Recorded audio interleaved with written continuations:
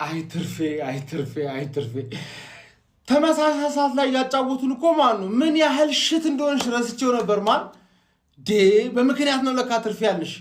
እኔ እኮ ማን ነው ምን አይነት ቀይ ካርድ ነው ይሄ? ደደብ ኢድሪሳ ጋናም ጎይ ደደብ ተጫዋች ምናምን ለማለት እየተዘጋጀው ማን።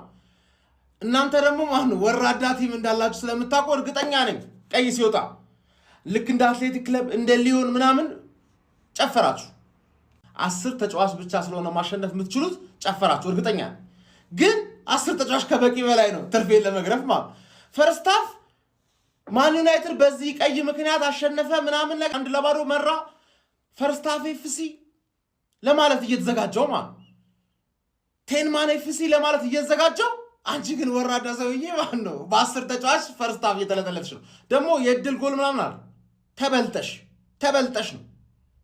ማለት ሰከንድ ሃፍ ካምባክ ብታረጊ ራሱ ማለት እናቴን ነው የምልሽ ዛሬ 7 ሰዓት ላይ ትረገጫለሽ። እኔ ብዙ ጌሙ ሳያልቅ ማውራት ስለማልፈልግ ነው ትላለህ። ገባህ አይደል?